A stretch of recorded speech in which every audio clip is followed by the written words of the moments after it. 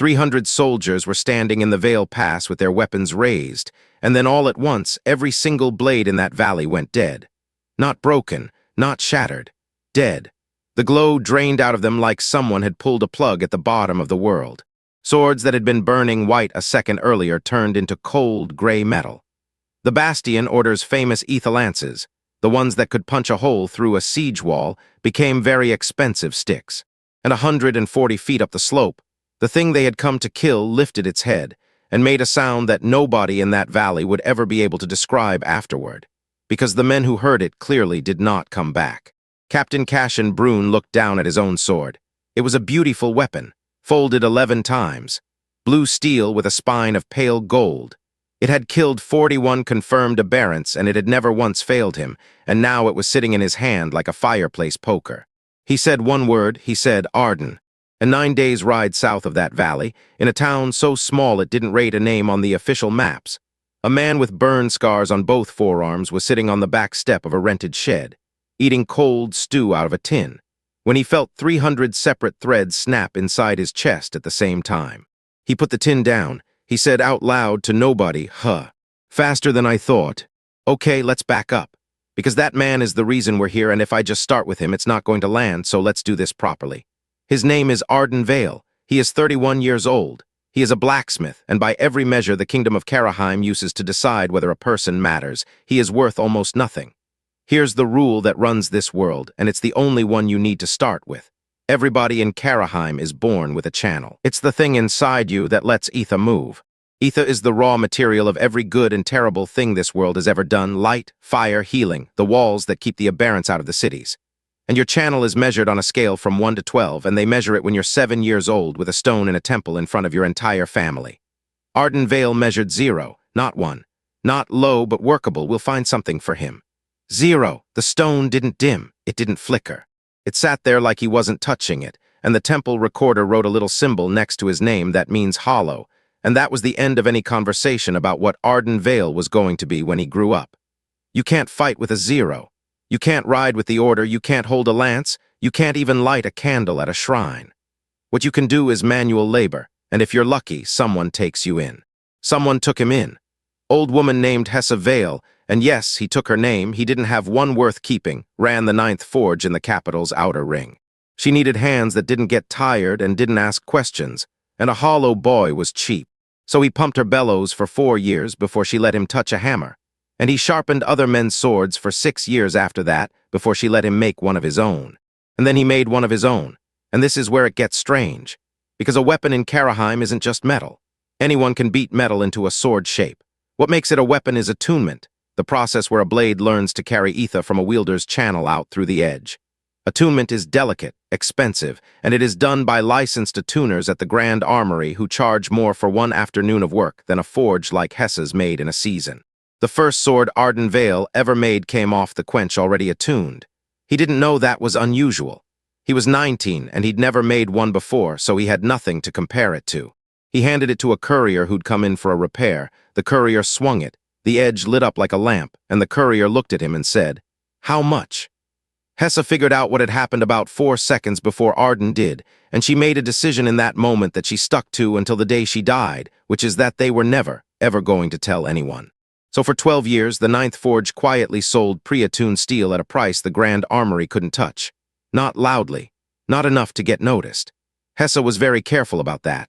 And when she died, Ardan kept being careful, right up until the day the Bastion Order lost 40 men in a pass they should have held, and started buying anything with an edge on it from anyone who could deliver in a week.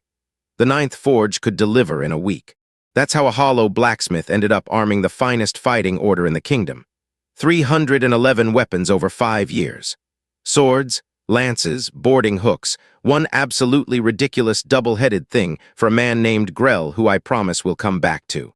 Every one of them attuned out of the quench, every one of them better than what the armory sold, and every one of them stamped on the tang with a small mark that Ardan had started using because Hessa told him a maker should sign his work. Nobody at the order ever asked how he did it. That's the part I want you to sit with. Not one person in 5 years ever asked the question, because the answer they'd already decided on was he's a good smith and he got lucky with a technique. And the alternative, that a hollow was doing something the Grand Armory couldn't, was not a thought that fit inside their heads. So let's talk about what he was actually doing. Ardan Vale has zero channel, that part is true. Aether does not move through him, but aether doesn't move through his weapons either. That's the thing everyone gets wrong. When a Bastion knight swung one of Ardan's swords and it lit up, the aether wasn't flowing from the knight into the steel. It was flowing from the knight into the steel and then into Ardan. He was the ground. He was the thing at the other end of the wire. Every blade he made stayed connected to him, permanently, across any distance. And that connection was what let the metal hold a charge at all. 311 weapons in the field, 311 threads running back to one man eating cold stew on a back step. And every time a knight of the Bastion order lit a blade in battle, some small fraction of that fire passed through the chest of a hollow who had never been allowed to hold a weapon in his life. That is the mechanic. That's the whole engine of this story, so let me be blunt about both halves of it, because both halves matter. Why it's broken, he owns the arsenal, not legally, physically. Every weapon he has ever made is an extension of his own body, and he can feel each one, where it is, roughly, whether it's being used, whether the person holding it is afraid. And he can let go. Any of them, all of them, whenever he wants. Why it's not, letting go hurts, not metaphorically. When a thread snaps, it takes something with it, and 300 at once put him flat on his back for 2 days. He can only hold so many at a time before the strain starts eating him. He found out where that ceiling is the hard way, and will get there. He can't make a weapon for himself because he has no channel to charge it. And in a straight fight against a farmer with a stick, Ardan Vale loses. He is and remains a man who cannot fight. Keep that in your head. Everything he does from here, he does as a man who cannot fight. Now, the exile. It happened on a Tuesday, which is a stupid detail, but he remembers it because Tuesday was the day the fish cart came. An inspector from the Grand Armory had been sniffing around the 9th Forge for 2 months. His name was Perrin Os. He was very thin, and he had the specific joyless energy of a man who has found a rule being broken and is going to enjoy every minute of the paperwork. He didn't figure out what Ardan was doing. Nobody figured that out. What he figured out was that the 9th Forge had been selling attuned weapons without an attuner's license, which is a real crime, with a real punishment, and it did not matter even slightly that the weapons were better. They brought Ardan in front of a tribunal in a room with a very high ceiling. 3 armory officials, a scribe, and Captain Cashin Brune of the Bastion Order, sitting off to the side because his men carried the evidence. They asked Ardan who had attuned the weapons. He said he had. They asked him with what channel. And this is my favorite moment in the entire early part of this story, because Ardan Vale, 31 years old, hollow, standing in a room where every single person outranked him, looked up at the tribunal and said, "You've had my work for 5 years. You've never once asked me a question about it that wasn't the price. Why start now?" That's not the answer of a man who's scared. That's the answer of a man who has just realized, in real time, that he is the only person in the room who knows what's actually going on. They gave him 90 days to leave Karraheim, forge seized, mark struck from the rolls.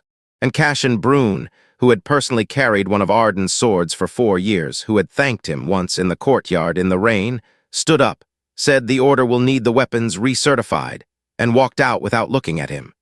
Here's the thing Cashin didn't know he'd just done. The order didn't take Ardan's weapons. They already had them. What Cashin did was strike Ardan's mark off the kingdom's rolls, which meant that legally, officially, in writing, those 311 weapons were no longer made by anybody. And Ardan Vale, who had spent 12 years quietly holding up an entire fighting order with his own body, read that document and understood that he had just been told, in the kingdom's own words, with the kingdom's own seal, that his name was not on his work. So he took his name off his work, not immediately. He's not stupid and he's not cruel, whatever else he is. He walked south for 9 days first. He found a shed. He waited to see if anyone would come after him with a question, any at all from anyone. Nobody came. And on the 9th night, sitting on that back step with a tin of cold stew going gray in his hands, he felt the Bastion Order's entire vanguard light up their blades somewhere far to the north. 300 small fires burning through a chest that had carried them for 5 years, and he finally let himself be angry about it. He set the tin down. He said, "Fine," and he let go. What he did not know, what he could not have known, sitting on a step in a nowhere town 9 days south, was that the Bastion Order had not lit those blades for a drill.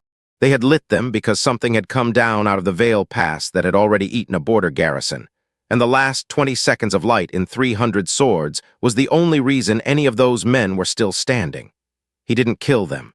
Let's be very clear about that, because a lot of people are going to say he did. But he took the light away in the worst possible second, and somewhere in the dark of that valley, something very old lifted its head, and noticed that the men in front of it had suddenly become ordinary. And 9 days south, on a back step, Ardan Vale sat very still, because the threads had gone quiet. And then one of them, one single thread out of 311, came back. Something had picked up one of his swords, and it was not a person. Here's what a thread feels like, since we're going to be spending a lot of time on this. Imagine a wire running out of your sternum. You can't see it. You can't touch it. But you know where it goes the way you know where your own hand is in a dark room. And when someone picks up the weapon at the far end of that wire, you feel a small pressure, like a thumb pressed against a bruise. When they swing it in anger, the pressure turns warm. When they die holding it, the wire goes slack, and you feel that too, and you feel it for a long time afterward. That's 311 wires. That was Ardan Vale's normal. And what came back that night on the step was not any of that. It was cold. That's the only word he had for it, and he'd use it later to people who didn't understand, and it never got any better. The wire came back cold, and it was pulling, slow and patient, like something on the other end had found a rope in the dark and decided to see how much of it there was. He sat there for a very long time. Then he did the only sensible thing, which was to try to cut it. He just cut 310. He knew how. You find the thread, you find the place where it's rooted in you, and you let the anger out of it, and it goes. That's all it had ever been. 12 years of quiet, careful anger about a stone in a temple that didn't light up, and it turned out that was the whole trick. He reached for the cold one and let go, and nothing happened. He tried again. Harder, nothing. And on the third try, the thing on the other end pulled back. Not hard. That's what made it awful. It was a test pull, an experimental little tug, the way you'd flick a fishing line to see if the hook had caught something. And Ardan Vale, hollow, unarmed, sitting on a back step in a town too small for a map, felt something 9 days north of him take an interest. He was on the road before dawn. Now I want to be fair to him here because the obvious question is, why go toward it? And the answer is not courage. Ardan Vale is not a brave man in the way the Bastion order means the word. He went north because he'd figured something out during the 6 hours he spent not sleeping, and it was this. The thread ran both ways. It always had. That was the whole mechanic. Aether went from the wielder into the blade into him, which meant that whatever was holding that sword up in the Vail Pass was pouring something into a wire that ended inside his chest, and it had all night to find out how far the wire went. He didn't go north to fight it. He went north because sitting still was a slower version of the same death, and because if he was going to be eaten by something, he'd rather see it first. That's the actual personality here, and it's going to matter later. Ardan Vale's defining trait is not bravery. It's that he'd genuinely rather know. He got 4 days. 4 days of walking, of buying bread with the last of Hessa's money, of feeling that cold thread strengthen every single night while the pressure on it changed in ways he didn't like. Heavier, then lighter, then heavier, like something being carried at a run. And on the 5th morning, a woman put a knife against his kidney in a market square and said, "Don't turn around."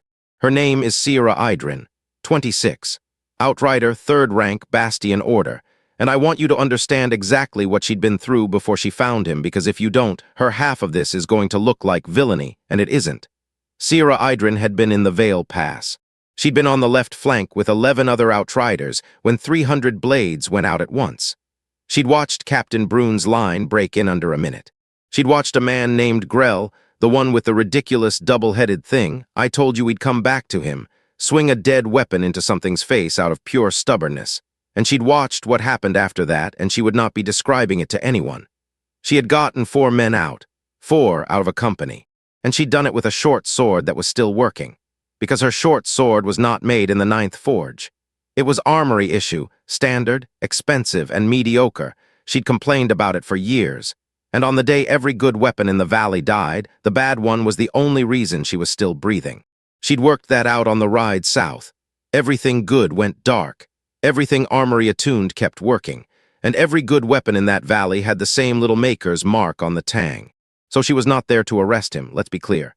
She was there to find out if it was true, and then she was going to kill him, and she had made peace with both halves of that on the road. She said, "The 9th Forge, your mark, say it." He said, "It's mine." She said, "Then you understand why I'm here." And he said, and I swear this is what he said, standing in a market square with a knife in his back, "Yeah, but before you do it, I need to ask you something, and it's going to sound insane." She let him ask. I think about that a lot. A woman who had every reason on this earth to put a blade through him let him ask a question first, and that decision is the hinge the entire rest of this story swings on. He said, "Did anything take a sword off the field?" The knife didn't move, but something in the way she was breathing changed, and he felt it because she was standing close enough for him to feel it. She said, "How do you know that?" He said, "Because I can feel it, right now. It's about 60 miles north-northeast of us, and it's been moving since the third night. Now here's where it gets good. Because Sira Idrin had seen the thing pick up the sword. She was the only living person who had. When the line broke, she'd looked back once for less than a second, and she'd seen a shape come down off the slope and reach into the mud and lift Captain Brune's blue steel sword out of it, and she had spent 9 days telling herself she hadn't seen that, because aberrants don't pick things up. That's the rule. That's the first rule they teach you.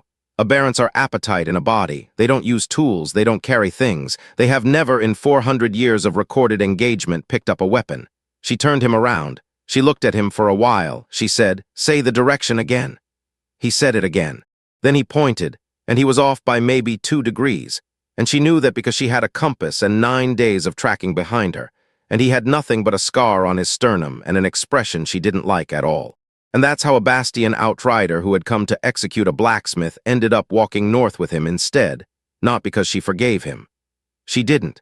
She told him plainly on the second night that when this was finished, she was going to bring him to the order and let them decide, and if they decided to hang him, she was going to watch. He said, "That's fair." She said, "You're not going to argue." He said, "You've had 4 days to do it quietly and you haven't, so either you're not sure or you need me. Either way, arguing costs me something and gets me nothing." He poked at the fire. "Also, I'd probably lose the argument. You're extremely well-informed and I'm a man who makes hinges." That's the humor, by the way, it's not jokes. It's a guy who has spent his entire life being the least powerful person in every room learning to be very, very precise about exactly how little leverage he has.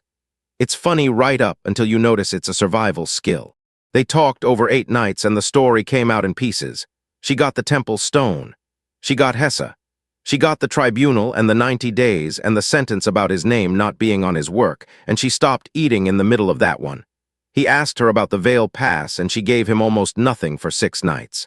On the 7th, she gave him a name, Grell, and then a lot of other names, and it took about 2 hours, and Ardan Vale sat there and listened to a list of men he had armed and did not kill and could not stop having killed, and at the end of it he said, "I didn't know." And she said, "I know you didn't. That's the part I can't get past. You didn't know, you put your hand on a thing you didn't understand, and 300 men found out what it was at the same time. That's not forgiveness. But it's the beginning of something, and I want you to hold on to it, because Sira Idrin is not going to spend this story slowly deciding Ardan Vale is wonderful. She's going to spend it building her own answer to a different question entirely, and when she gets there, it's going to cost him. Now, the practical part. Because they had 8 nights and Ardan spent them experimenting, and this is where the mechanics starts to open up. He had one live thread, cold, pulling, unbreakable, and he could feel it, which meant he could learn from it. Night 1, he confirmed he couldn't cut it. Night 2, he confirmed he couldn't cut it while angry, which he'd been hoping was the variable. Night 3, on a hunch he later described as the stupidest good idea I've ever had. He stopped trying to let go and tried the opposite. He pulled, and the sword 60 miles north got heavier. He didn't know that at the time. He found out 3 weeks later. But that night, all he knew was that when he pulled on the thread instead of pushing it away, something on the far end resisted, and the resistance had weight, and weight meant mass. And mass meant that whatever was over there was holding a physical object he was physically connected to, which meant the connection was not a metaphor. It was a rope, and a rope can be climbed from either end. He tried it 4 nights running, and on the 4th he pulled hard enough that the thing on the other end stopped moving for 6 hours. Sira confirmed it against the trail. 6 hours, dead still, 60 miles out. He'd made an aberrant stop walking from a campfire, with no channel, no weapon, and no idea what he was doing. He looked at Sira across the coals and said, "Okay, new question. What happens if I do that while it's mid-swing?" And that's when the thread went slack. Not cut, not dropped. Slack, the way it goes when a wielder dies, except nothing died, and Ardan sat up so fast he put his hand in the fire. Because the pressure hadn't ended. It had multiplied. Somewhere north of them, in the dark, one cold weight on one wire had become 9. 9, he counted them wrong the first time because they weren't 9 separate wires. It was still one thread, one sword, Cashin Brune's blue steel sword, the same weapon he'd folded 11 times in a shop that didn't exist anymore. But the weight on it had split, the way a single rope goes taut in 9 places when 9 people grab it at once. 9 things were holding one sword. Sierra made him say that sentence 3 times. Then she went and got the map. Aberrants don't share, she said. They don't hunt in groups. They eat each other if you put 2 in a valley. I know.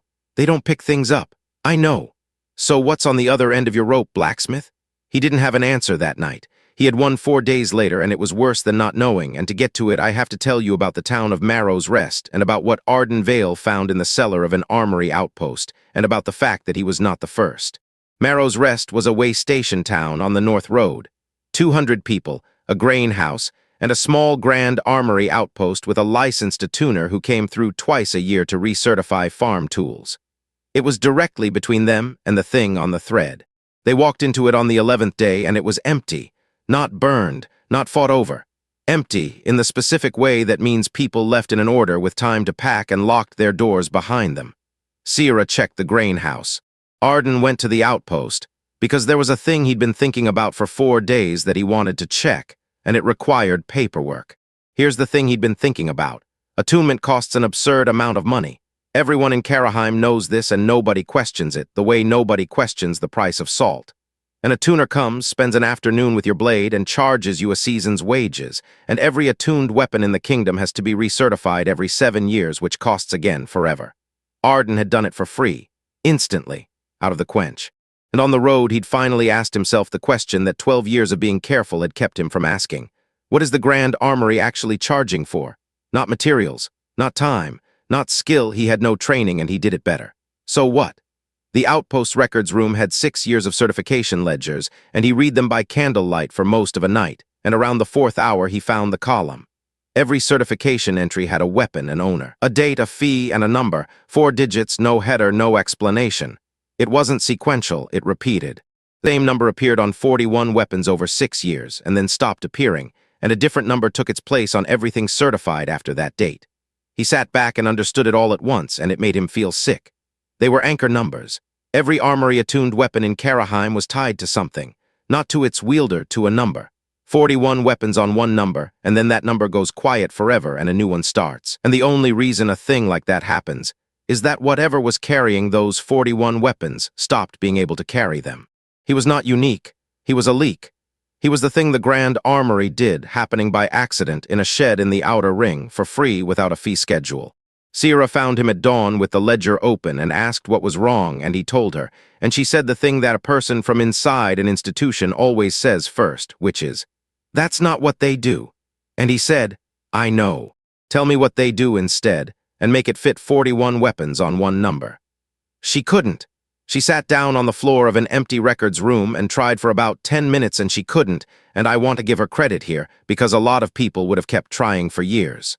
Sierra Idrin took 10 minutes and then said, "Then I've been wrong about something for my whole life, and I'd like to know how wrong." They found the cellar that afternoon. Every armory outpost has one.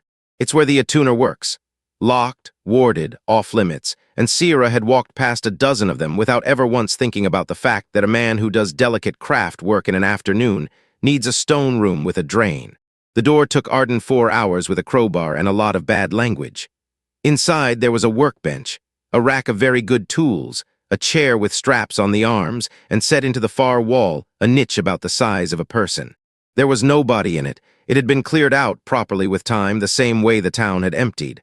But the wall of the niche was scratched, not carved. Scratched in the way you scratch something when you've been in one place for a very long time, and you have fingernails and nothing else. Rows of small marks, thousands of them, counting something. And underneath the count, low down, at about the height of a person sitting on the floor, 4 words scraped into stone so shallowly that Ardan had to get down and put the candle right against it to read them. "I made the swords." He stayed down there a long time. "Now let me put the pieces together for you, because Ardan did it over 2 days and you shouldn't have to wait. The Grand Armory does not attune weapons. It attunes weapons to a person. A hollow, someone with a 0 channel, someone a temple stone wrote a little symbol beside when they were 7 is not useless. A hollow is the perfect anchor. No channel means nothing flows out, everything flows in and stays. You can run 41 weapons off one hollow before the strain starts to eat them, and when it does, you retire that number and you find a new 7-year-old. That is what the fee pays for. That is the 7-year recertification. It isn't maintenance, it's re-anchoring, because anchors don't last. Every temple in Karraheim tests every child at 7. Ardan Vale had always understood that as a ranking. It isn't. It's a survey. The temple stone isn't measuring whether you'll be a knight. It's finding the ones who don't light up. They missed you, Sierra said. They didn't miss me. He was still looking at the scratches. Vale bought a hollow boy off a temple recorder for the price of a mule, and I spent 12 years thinking she got a bargain. That's the character twist, and it lands on the old woman, and it's going to sit on him for the rest of this story. The only person who was ever kind to him was also the only person who knew what he was worth, and he will never get to ask her which came first. So that's the world. Here's the immediate problem, because there's a version of this where Ardan walks north, finds the thing with the sword, and this becomes a monster story. It doesn't. It becomes something much worse about 8 miles outside Marrow's Rest when they finally got close enough for Ardan to feel the thread properly, and he stopped dead in the road and said, "It's not an aberrant." Sierra had her sword out already. "You said 9? 9 holding one sword."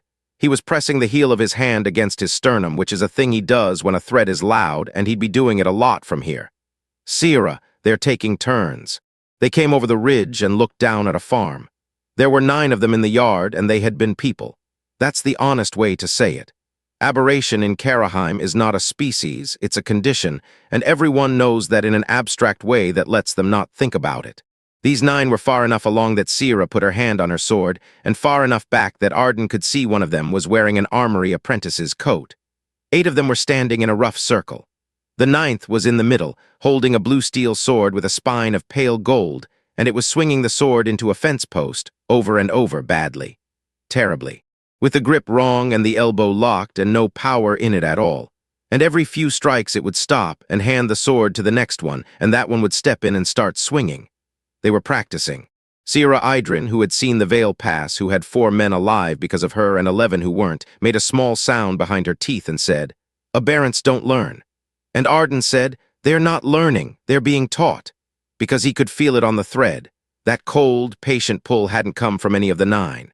It came from past them, from the dark under the farmhouse eaves, from something that had not moved in the entire time they'd been watching, and the 9 in the yard were not 9 hands on his rope. They were 9 fingers on one. He pulled. He didn't plan it. He'd been experimenting for 11 nights, and it had become the thing his hands did when he was frightened, except his hands weren't involved at all. He reached down that cold wire, and he pulled hard the way he'd done to stop it walking. And this time he did it while a weapon was mid-swing. The blue steel sword tore out of the aberrant's grip and went 30 feet across the yard. Everything in the yard stopped. And under the farmhouse eaves in the dark, something stood up slow and tall, and wrong in a way that had nothing to do with claws, and looked directly up the ridge, directly at Ardan Vale, across 400 feet of open ground. And spoke, it said in a voice like a man who hasn't used one in a very long time, "Number 6. Ardan didn't move, couldn't. "You're small," the thing said. "They're making them smaller." And then, almost kindly, "Come down, I'll show you what we are." He went down. Sierra told him not to. Sierra told him not to in the specific low, flat voice that soldiers use when they've stopped giving advice and started giving orders, and he listened to all of it, and then he said, "It called me a number," and started walking. That's the thing about a man who'd rather know. It's not a virtue. It's a hole in him, and everything in this story that goes wrong goes through it. The 9 didn't touch him. They parted, the way people part, which was so much worse than if they'd lunged. And in the shadow under the eaves, sitting on an overturned water trough like a tired farmhand at the end of a shift, was what was left of Anselm Pharaoh. He'd been a man. He was still mostly shaped like one. But there was too much of him. The arms had extra joints, and the jaw had opened somewhere it shouldn't, and his skin had the gray translucence of something that has been getting its energy from a source that was never meant to feed a body. He said, "Sit down, you're making them nervous." Ardan sat on the ground, of course he did. And over the next hour, Anselm Pharaoh told him the thing that reframes everything you've heard so far, and I'm going to give it to you straight because he did. Anselm was anchor number 4192. He was put in a niche at 8 years old in an armory vault under the capital, and he carried Karraheim's weapons for 61 years. 61. Not 41 weapons, 61 years. He'd been extraordinary. The armory's best anchor in 3 generations, and they'd run him past every safety line they had because the numbers were too good to stop. And here's the mechanic, delivered by the only person alive who'd hit the ceiling and kept going. Aether flows in and it doesn't flow out. That's what a hollow is. Every strike, every parry, every guardsman lighting a blade at a gate for 40 years, it all comes home and it stays, and a body is not a warehouse. Past a certain volume, the body starts spending it. It builds. It adds. It solves the storage problem the only way flesh knows how, which is to grow more flesh to store it in. Aberration is not a disease. In Karraheim, aberration is what happens to an anchor who is never emptied. Every monster you have ever fought, Anselm said, was somebody's zero. Sierra was standing about 20 feet back with her hand on her sword the entire time, and she did not sit down and she did not sheath it, and when Anselm said that sentence she made no sound at all. Remember that. It matters in about 6 minutes. Ardan asked the obvious question. He asked why the 9. And Anselm explained that when he finally went over 7 years ago, he'd walked out of a burning vault with 61 years of the kingdom's arsenal still wired into his chest, and he'd spent every year since trying to give it away. He could push it out into a person a little at a time. It burned through them. It made them into what he was, faster and dirtier. The 9 in the yard were farmers and an apprentice and a woman who'd run a grain house, and he had made every one of them deliberately one at a time. "I'm draining a lake with a bucket," he said, "and the bucket is people. I know exactly what I am. Don't waste the hour telling me." He wanted the sword because a weapon that's already bonded is a drain. Aether goes out through an attuned edge. That's what an edge is for. 9 of them taking turns, swinging one blade into a fence post for 4 days was not practice. It was a man trying to bleed himself out through a hole the width of a sword. "It doesn't work," Anselm said. "It's yours. It goes to you." He looked up. "That's why I called you down. I've been on your line for 11 days, and I need you to understand what I'm asking before I ask it." He wanted Ardan to take it, all of it. 61 years, one man to another, through the only wire that already existed between them. And that's the moment I want to freeze, because there's a thing here that a lot of stories would fumble, and it's this. Ardan Vale was not tempted. He was interested. Deeply, horribly interested in the way that had put his hand in a fire twice already. 61 years of a kingdom's arsenal is not power in any way he could use. He can't channel, he can't fight. He could hold a lake of aether and still lose to a farmer with a stick. But he'd spent 11 nights learning that a thread could be pulled instead of pushed, and here was a man offering to prove how much a thread could carry. He said no anyway. He said, "You'd die." Anselm said yes. And I'd become you, slower, but I'd get there. And then I'd be sitting on a trough in 7 years asking some other kid the same question. "Yes," said Anselm.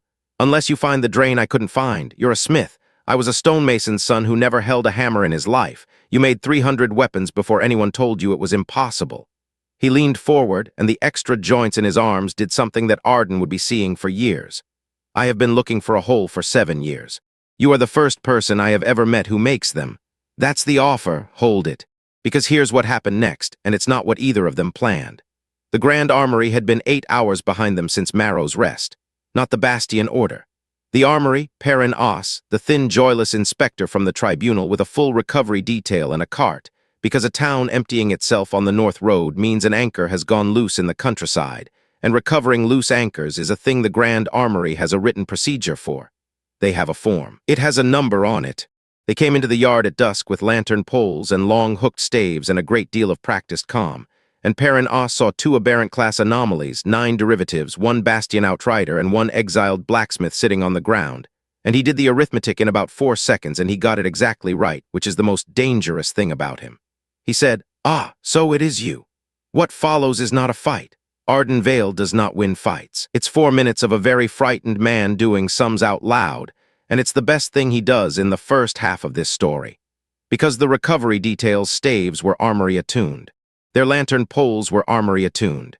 And Ardan had spent an hour listening to Anselm Pharaoh explain that an attuned edge is a hole, and that aether goes out through it, and 11 nights learning that a thread is a rope you can climb from either end. He couldn't touch the armory's weapons. Those weren't his threads, but Anselm's line was. He said, "Anselm, don't give me the lake, give me 1 bucket, right now." And Anselm Pharaoh, 61 years an anchor and 7 years a monster, said, "Where do you want it?"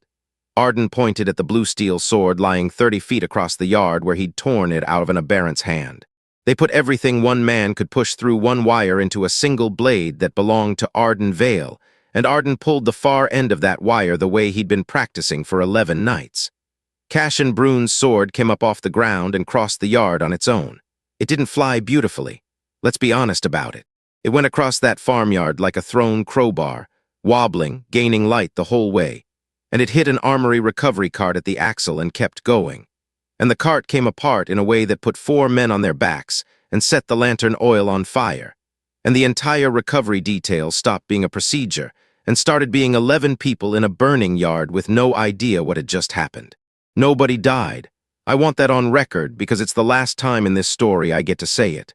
Ardan went down on one knee with blood coming out of his nose and both hands pressed flat against his chest. Because moving a sword 60 feet had felt like being turned inside out through a keyhole.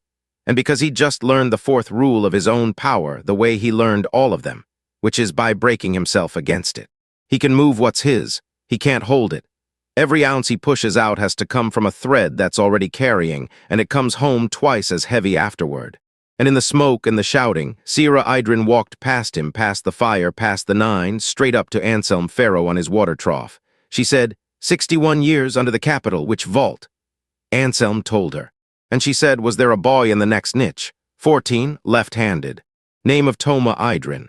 And Anselm Pharaoh, who had answered every question Ardan asked in that hour honestly, and who was not capable of kindness anymore in any form that mattered, said, Number 4206 is still there.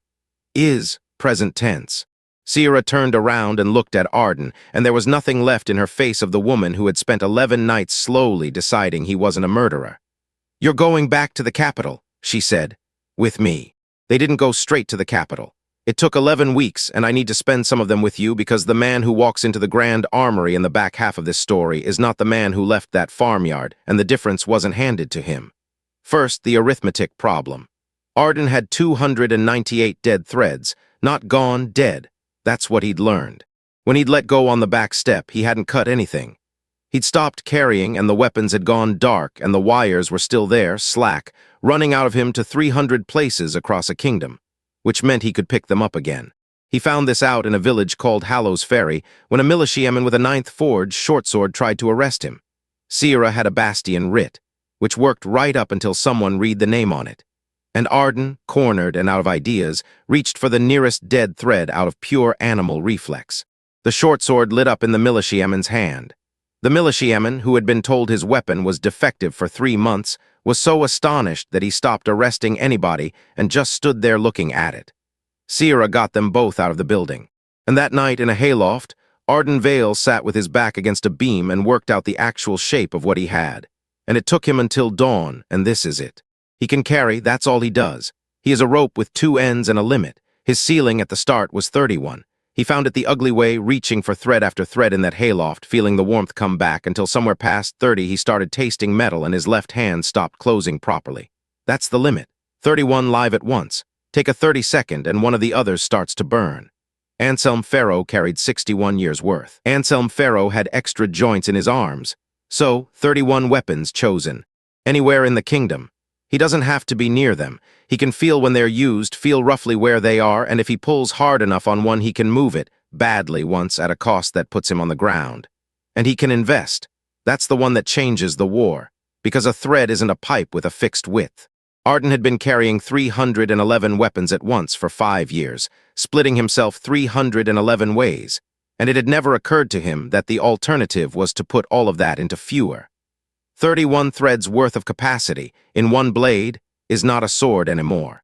He built the first one in a rented forge in a town called Ember Cross over 9 days, with Sira standing in the doorway not talking to him. It was not beautiful. He'd lost his good tools with the 9th Forge and he was working with a farrier's kit. But he made it long and heavy and stupidly thick at the spine because he'd worked out that the limiting factor wasn't him anymore. It was whether the metal could hold what he'd pushed through it. He dropped 22 dead threads to free the room. 22 weapons across Karraheim went permanently dark that morning so that one could exist. He thought about that for a long time before he did it. He did it anyway. And then he handed it to Sira Idrin because he cannot fight, and that fact does not change, ever, and any version of this story where he suddenly can is a worse story. She took it. That was the first thing she'd taken from him in 5 weeks. She swung it once in the yard and put it through a stone trough, an anvil stump, and about 4 inches into the packed dirt underneath, and stood there with both hands on the grip, breathing hard. She said, "What is this?" He said, "That's 22 men's swords. Don't waste it." Now Sira's arc, because this is where it stops being background. Toma Idrin was 14 when the temple stone didn't light up. Their mother took the armory's offer, which is a real offer with a real contract, a stipend for the family, an apprenticeship on paper, and a boy who goes to the capital and writes twice a year. Sierra was 11. She has 8 letters.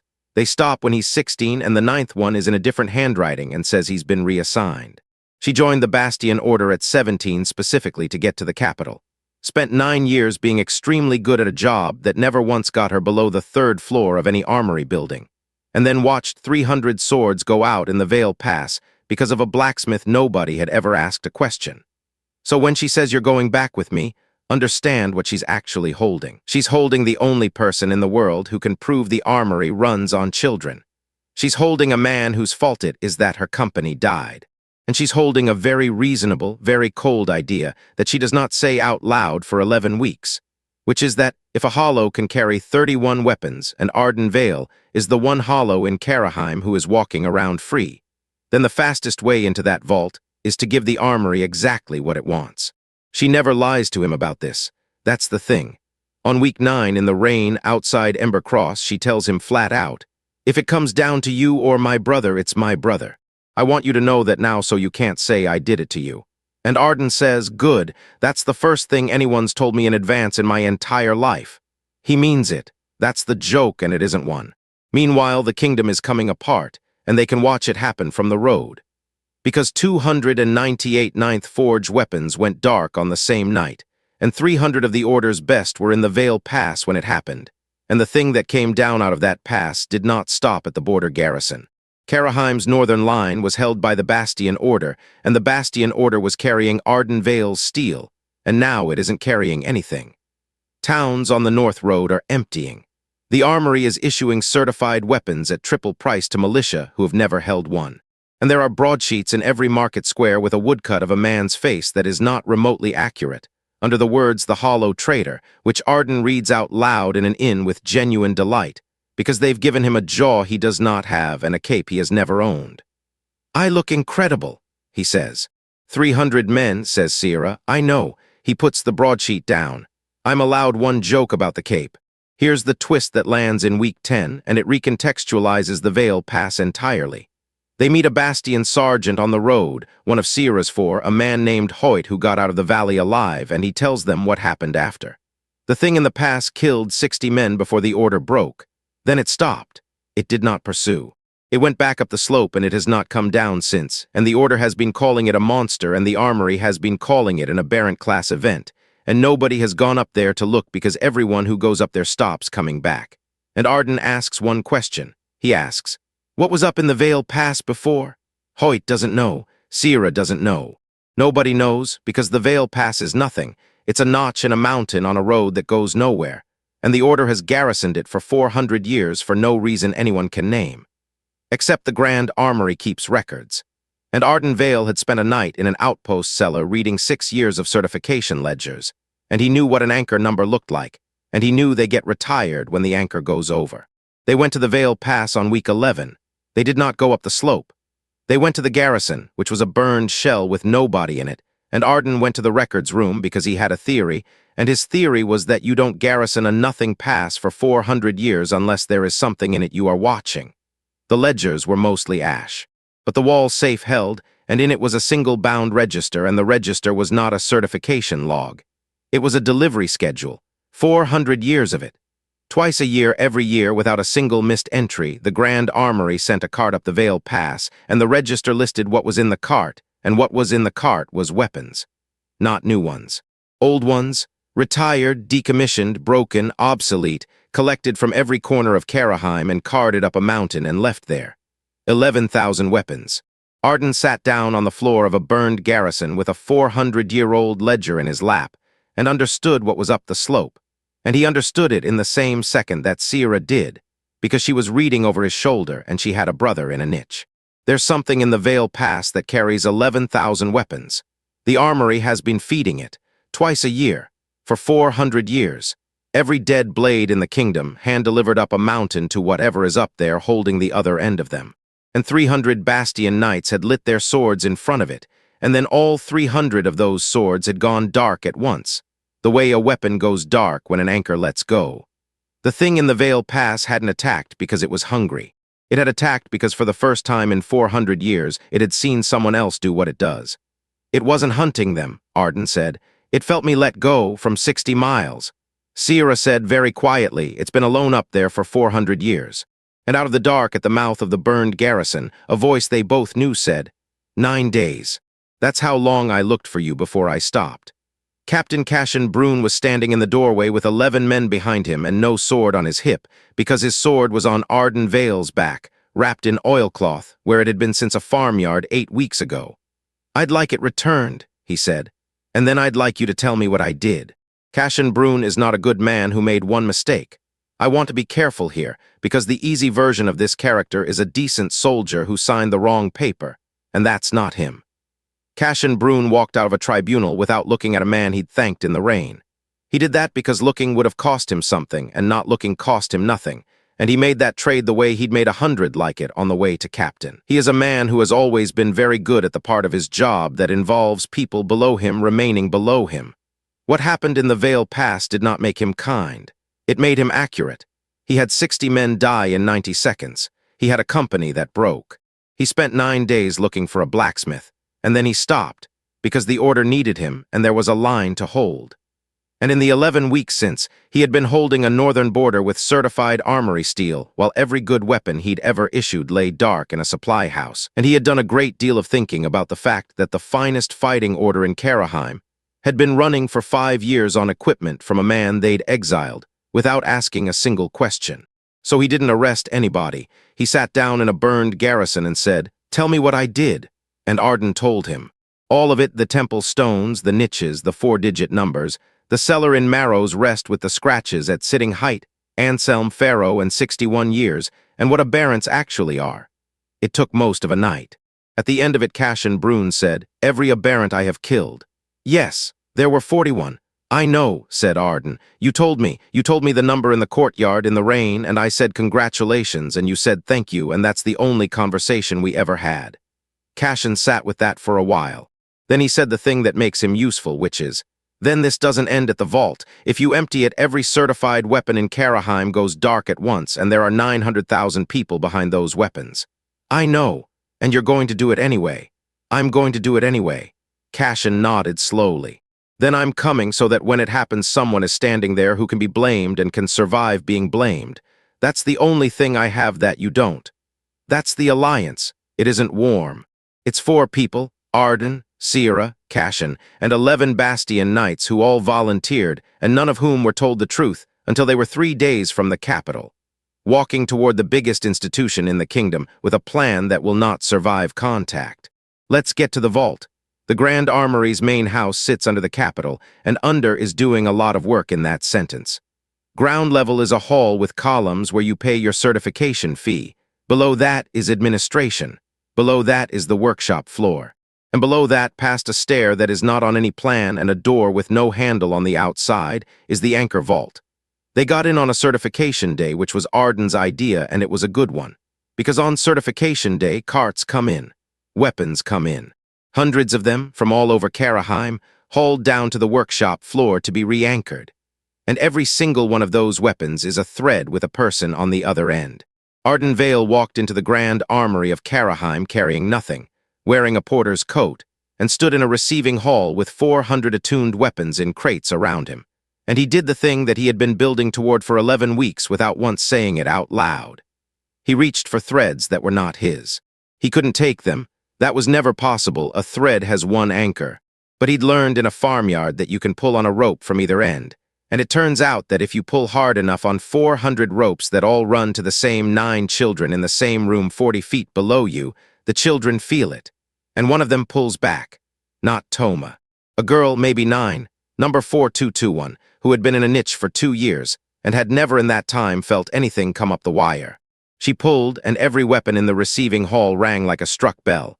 And Perrin Os, who was on the workshop floor with a clipboard, because of course he was looked up at a ceiling full of noise and understood immediately what it meant, because Perrin Os is the most dangerous kind of person in this story. A competent man who believes the system is correct. Here's the fight, and it's the only real one Ardan gets, and he does not win it. The armory has procedures for a loose anchor. It also has, on the workshop floor, 12 wardens carrying staves attuned directly to the vault itself. not to a wielder to the building, which means Ardan cannot touch them, cannot feel them, and has nothing to pull. Sierra and Cashin and 11 knights held the stair for 11 minutes. Sierra had the heavy blade, 22 men's swords in one edge, and she used it the way she'd used everything in her life, which is efficiently and without any joy at all. 3 knights died on that stair. Hoyt died on that stair, the sergeant who got out of the Vail Pass, and Sierra did not stop moving when it happened, and she would not talk about it for a long time afterward. Ardan went down alone, because that was the plan, because he was the only one who could open it. The anchor vault is a stone room with 9 niches in it, and it is quiet, and it is clean, and that's the detail that broke him. Someone dusts it. There is a rotor on the wall, 9 people. The oldest was 34 and had been there since she was 7. The youngest was 6. Toma Idrin was in the 4th niche. He was 23. He had been carrying weapons for 9 years, and he was too far along. The joints had started, the gray had started, and he was in the exact place on the road that Anselm Pharaoh had been 40 years ago. He recognized Ardan's face from a broadsheet. He said, "You're the one with the cape." And Ardan Vale started laughing in a room with 9 children wired into a wall, and then he stopped laughing, and then he got to work. Now, the mechanic one last time because everything turns on it. An anchor is a rope. Ether comes in and never leaves. You cannot cut a rope from the middle. You cannot empty an anchor by unplugging it because the weapons are the plug, take the weapons away, and the ether has nowhere to go at all, and the anchor goes over inside a week. That's why the armory retires numbers instead of freeing people. There is no freeing. There has never been a procedure for freeing because it isn't possible, unless you have somewhere to put it. Ardan had 31 threads worth of sealing. 9 anchors, one of them 61, no, that was Anselm, and Anselm is 9 weeks north on a water trough, and this is where you find out that the offer in the farmyard never went away, it just went into Ardan's pocket for 11 weeks. He couldn't take 9 anchors. He could take 1 and burst, so he didn't take them. He made something to take them. He'd had 11 weeks and a farrier's kit, and he had not been idle, and what he brought into that vault under a porter's coat was not a weapon. It was 11 pounds of very stupid-looking iron with no edge and no point. A bar, essentially, folded more times than any sane smith would fold anything. And the reason it had no edge is that an edge is a hole, and a hole lets things out, and this thing was never supposed to let anything out. He'd made a niche. A portable one.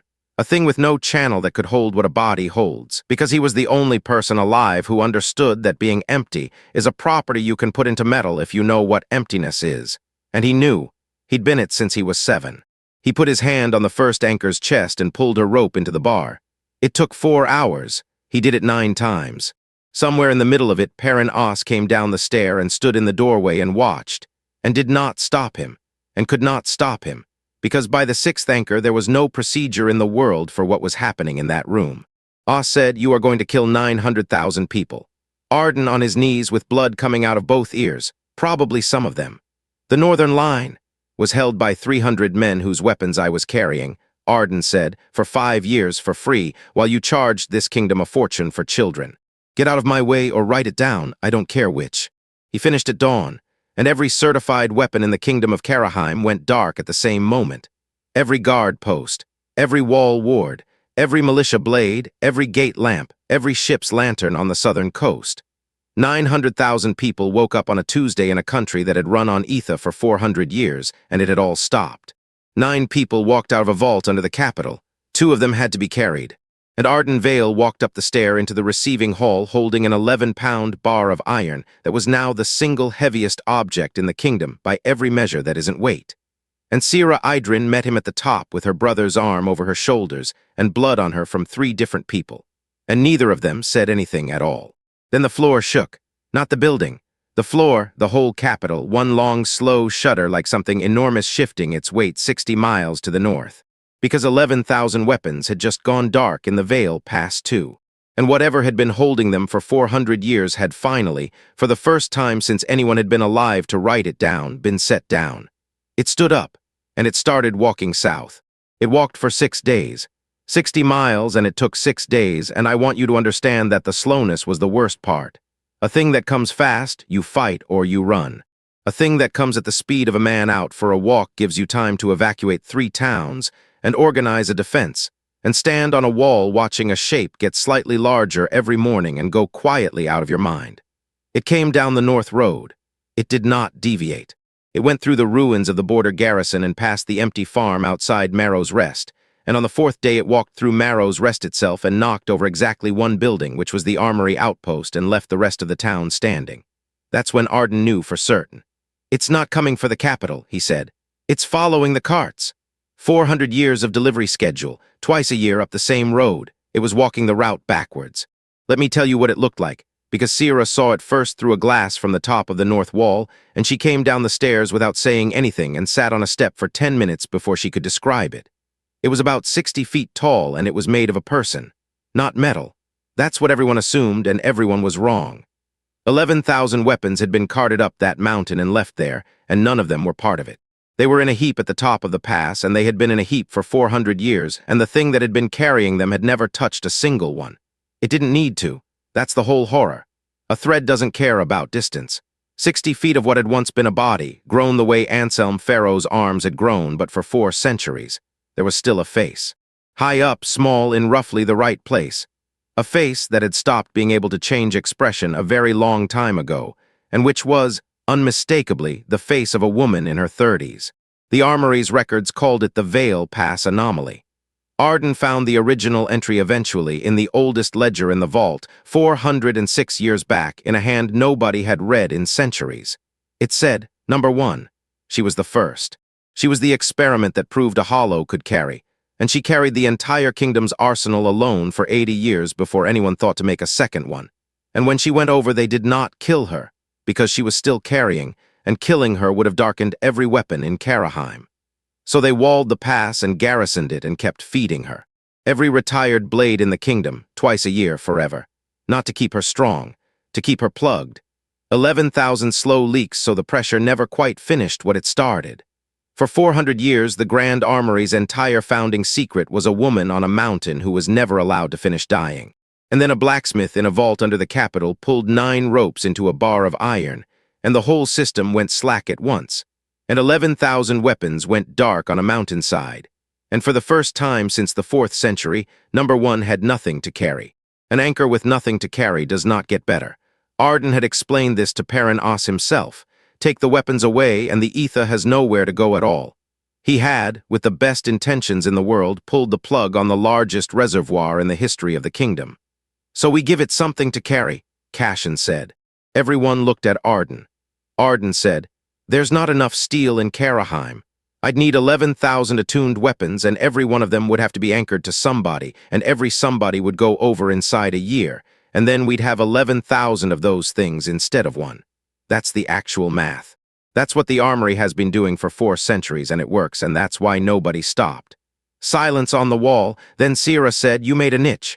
I made a niche that holds 9 children, and it weighs 11 pounds, and it took me 11 weeks, and it is completely full. So make a bigger one. With what? Said Ardan. There's no forge in this kingdom that, and he stopped, because there was. I've been waiting 6 sections to tell you about the 9th forge, and here it is. Vale's shop in the outer ring, seized, boarded, sold, and still standing, because nobody had ever been able to make the main hearth work after she died. Ardan had assumed that was grief or incompetence. It wasn't. Vale had not bought a hollow boy off a temple recorder for the price of a mule because she needed cheap hands. She'd bought him because the 9th forge had been built 4 generations earlier by a family who knew exactly what a hollow was, and it had been quietly making unanchored weapons for 100 years. And Vale was the last one, and she was 71, and she had no successor. The hearth doesn't work for anyone else because the hearth isn't a hearth. It's a niche, a room-sized one. Ardan had pumped its bellows for 4 years, and made 311 weapons in front of it, and never once understood that he had been standing in the only building in Karraheim designed to do to metal what the armory did to children. She'd left him a shop that could set him free, and she had never told him, and she died before he was ready to hear it. And Ardan Vale sat down on the north wall with a 60-foot woman walking toward the city, and finally, 11 weeks and 300 deaths later, cried about an old woman with a hammer. Then he got up and said, I need 4 days and every scrap of iron in this city. He got 2. What he built in the 9th forge over those 2 days is the thing this whole story has been walking toward, and it is not a sword. Ardan Vale never makes a sword again after this. What he made was a ring, a plain iron band, 6 feet across, no edge, no point, no decoration, the ugliest object in the history of Karraheim metalwork, And it was the biggest hollow ever made, and it was still nowhere near big enough. He knew that when he started. He told Cashin so. It'll take maybe a tenth of her. Then what? Then she's a tenth lighter and she's still walking. Cashin said, so it's not a solution. No, Ardan said, it's a conversation. She hasn't been able to put anything down in 400 years. I'm going to hand her something that can hold a little of it, and she's going to notice, and that's the first thing anybody's done for her since the 4th century. He kept working. Everyone in this kingdom has spent 11 weeks calling it a monster. It walked around a town and knocked over one building. It picked the right building. Monsters don't aim. They met her on the plain outside the north gate at dawn on the 6th day.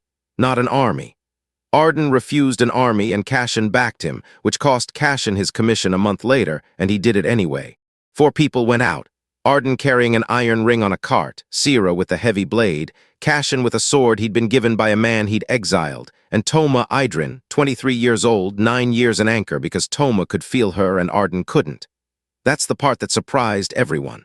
Ardan Vale had no thread to number 1. She'd never held anything he made. He was blind to her. Toma wasn't. Toma had been in a niche in the same system, wired to the same building, and he'd been listening to her his entire adult life without knowing what he was hearing. She's talking, he said on the plain at dawn with 60 feet of her coming out of the mist. She's been talking the whole time. Nobody's been in range. Cashin said, what's she saying? And Toma Idrin, who had not been outdoors in 9 years, listened for a while and said, she's counting. 400 years, twice a year. 11,000 weapons delivered 1 cart at a time. She'd been counting the deliveries out loud since the 4th century. That was all that was left of her, and it was the only thing she'd been able to do, and the number she had reached was correct. Ardan rolled the ring off the cart. He walked out ahead of the other 3, alone, unarmed, with no channel and no weapon and nothing at all, exactly as he had been on every single day of his life. And he stood in front of the oldest and largest thing his kingdom had ever made, and he did the only thing he had ever been able to do for anyone. He offered to carry it. The hand came down. It took a long time coming. And Sira Idrin, 40 feet back with 22 men's swords in her hands, did not move because he had asked her not to, and because she had told him 11 weeks ago in the rain that if it came down to him or her brother, it was her brother. And Toma was standing right there beside her, and she had to choose right now whether the promise she'd made him was the true one. The hand closed around the ring, and number 1 stopped counting.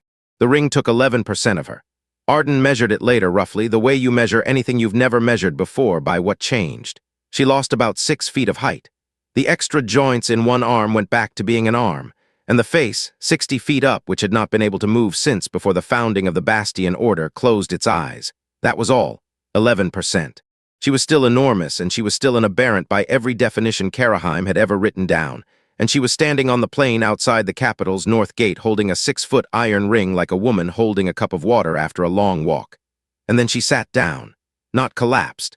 Sat carefully, the way you sit when you've been standing for 400 years and you're not sure the ground will hold. She put the ring in her lap, and she stayed there. She is still there. I'll say that now so you're not waiting for it. Number 1 sat down on the plain north of the capital, and she has not moved since, and there is a fence around her that nobody needed to build, and children throw things at her that never land because the wind up there is strange. And twice a year still on the old schedule, a cart goes out from the city.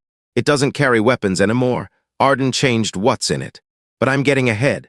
Let's do the reckoning first, because a lot of people paid for that morning, and you should know who. 900,000 people spent 4 months in the dark. That's the real cost, and no amount of moral clarity about children in niches makes it smaller. Karraheim lost the northern third of its territory in that winter, not to an invasion, just to towns that could not hold a wall without ward light, and made the sensible decision to walk south. 11,000 people died in that migration. The Bastion Order lost more men in those 4 months than in the previous 60 years. Cashin Brune stood in front of a royal commission in the spring and took every bit of it. He'd said he would. He gave them the ledgers, the delivery schedule, the certification numbers, the cellar at Marrow's Rest, and the names of 9 anchors, and when they asked him who authorized the vault operation, he said, I did, which was a lie, and he said it under oath in front of Perrin Os, who was sitting 4 feet away and knew it was a lie. Perrin Os said nothing. That's Os's whole arc, and I love it. He never repents, he never comes around. He testifies for 2 days about procedure with total accuracy, and at no point does he say the word wrong. But when the commission asked him to confirm the authorization, A competent man who believed the system was correct looked at the system he'd believed in, and found that it had been running on 7-year-olds, and he kept his mouth shut and let a captain take the fall for a thing the captain didn't do. Cashin lost his commission, his rank, and his family's standing.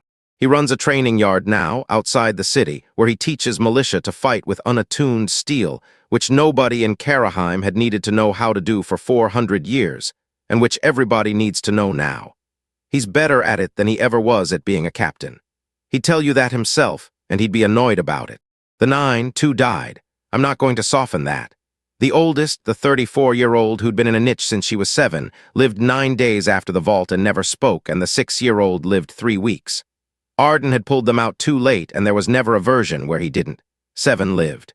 6 of them recovered, more or less, hollow, ordinary, alive, and completely unremarkable in a way that Ardan says is the best sentence in this entire story. The 7th is Toma Idrin, and Toma did not recover because 9 years is 9 years and the road only goes one direction. The joints are still there. The gray is still there. It's slow now, much slower since the ring, but it hasn't stopped. He works at the forge. He's the only person besides Ardan who can hear the anchors. And there are more of them out there, in outpost cellars in every corner of what's left of Karraheim, and finding them is what he does. And Sira? On the plane, when the hand came down, Sira Idrin did not move. She'll tell you it was because Ardan asked. It wasn't. She's told him the real reason exactly once, and it was this. She'd spent 11 weeks certain that if it came down to Ardan or her brother, she'd choose her brother, and then she'd stood on a plane and watched an unarmed man walk toward 60 feet of the same thing her brother was slowly becoming, and offer to carry it. And she'd realized she had been asking herself the wrong question for her entire adult life. The question was never, who do I save? The armory had been asking that question for 400 years, and its answer was, the useful ones. 9 children in a clean room with a dusting rota, because 9 is fewer than 900,000, and the arithmetic is correct, and the arithmetic has always been correct. Ardan Vale's entire contribution to the philosophy of this kingdom is that he is very bad at arithmetic and extremely good at making a bigger container. Sira commands what's left of the Bastion order now. Not because she wanted it, the people above her are dead or disgraced, and she was the one still standing. She's changed one thing, and it's the only order regulation anyone outside the order has ever heard of.